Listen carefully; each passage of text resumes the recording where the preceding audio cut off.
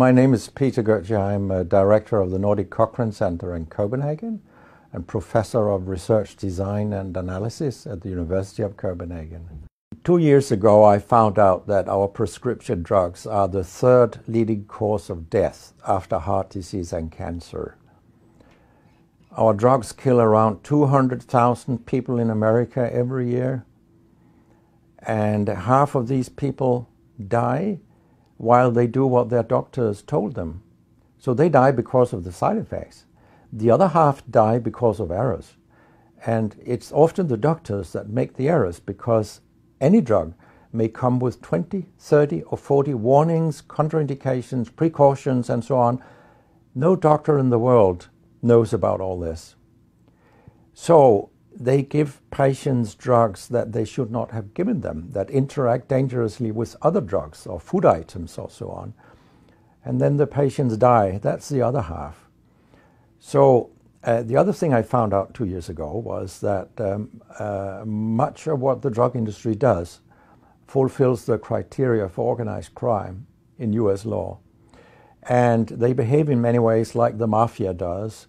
They corrupt everyone they can corrupt. They have bought every type of person, even including ministers of health in some countries. So there is a huge amount of corruption. In my country, for example, Denmark, we are regarded as having very little corruption. But yet we have thousands of doctors on industry payroll, although we are just 20,000 doctors. So this is an effective kind of corruption. The drug industry buys the professors first, then chiefs of department, then other chief physicians and so on. They don't buy junior doctors. So when several thousands are on industry payroll, it's really, really bad. And that's why I wrote my book, Deadly Medicines and Organized Crime, How Big Pharma Has Corrupted Healthcare. I hope to convince patients not to take so many drugs, because so many die from the drugs they take. In my country, people take so many drugs that every single citizen can be in treatment with 1.5 drugs from they are born till they die. This is incredible. And drugs are not that helpful. And they kill very many of us. We know that. That's why drugs are the third major killer after heart disease and cancer. So what we need in the coming years is to take far fewer drugs than what we do currently. If we did that and we were careful, then we could live longer and live better lives. Because drugs have many side effects, and patients often don't realize that when they become worse, that it could be a side effect of the drug, which they continue taking because that's what their doctors tell them. So when I was a specialist in internal medicine, what I very often did was that I stopped a lot of drugs, particularly in elderly people, and it's quite revealing to see a bedridden elderly person come into your ward, and when you stop the drugs, I mean, that person becomes many years younger. And many of these drugs affect the brain, and old people tolerate that very, very badly. They fall, and when they break a hip, 1/4 of them die. And for example, antidepressant drugs are used in more than 10% of our elderly. And they seem to kill 3% of them every year.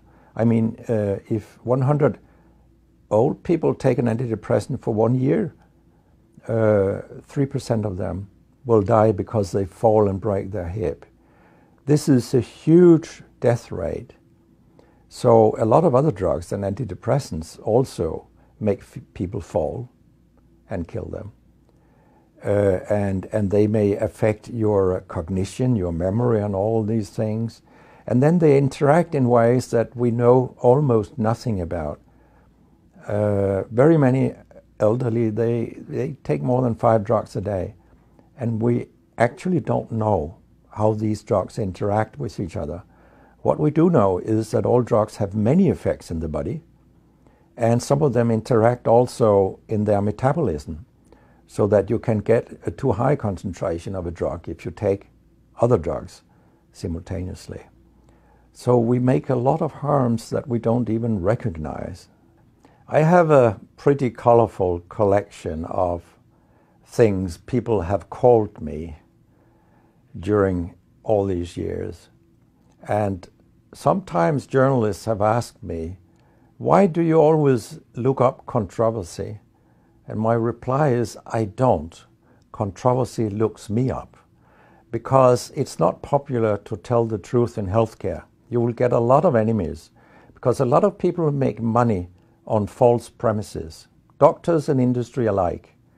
And our drug regulators and our politicians, they are on board on this wagon. So very few people are independent of money in healthcare.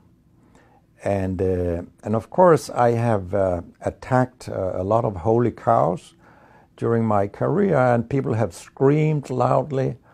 In a French journal, I was called a statistical masturbist because I showed with statistics that mammography screening didn't work and things like that.